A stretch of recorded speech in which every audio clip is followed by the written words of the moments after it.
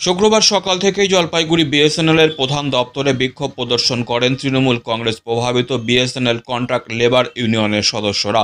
এদিন বিএসএনএল দপ্তরের আধিকারিকের সামনে বিক্ষোভ প্রদর্শন করেন তারা।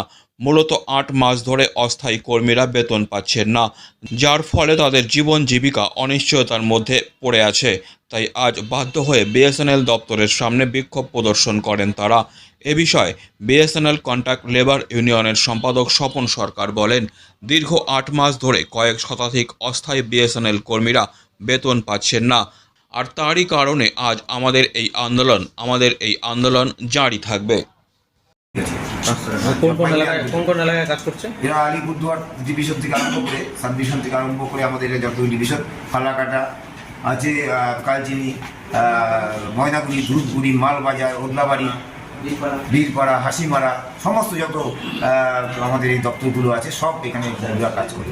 কি কাজ করছে এরকম? ইলেকট্রিক্যালে আছে, জব ওয়ার্কারে আছে, জব ওয়ার্কারের মধ্যে গ্রুপ ডি আছে, গ্রুপ সি আছে, তাছাড়া সিকিউরিটি যেটা আছে, আছে, লাইনম্যান আছে, সুইপার আছে। সুইপারও বেতন প্রায় 100 সুইপারকে, 100 জন সুইপারকে এখান থেকে কাজ থেকে হাটিয়ে দেওয়া হয়েছে জলপাইগুড়ি ডিভিশনে। 100 জন বেতন না দিয়ে 100 জন সুইপারকে কাজ থেকে হাটিয়ে, তার বিরুদ্ধে আজকে আমাদের এই লড়াই।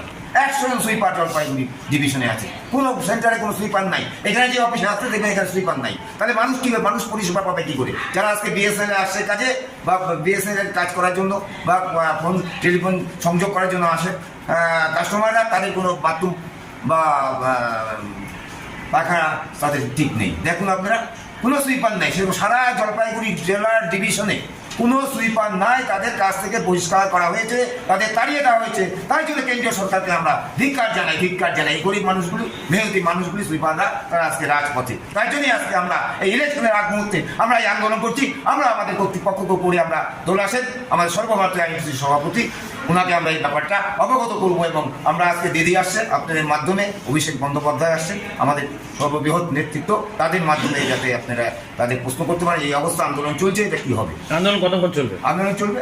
Disclaimer. This channel may not promote any violent, harmful or legal activities. All content provided by this channel is meant for an educational purpose only.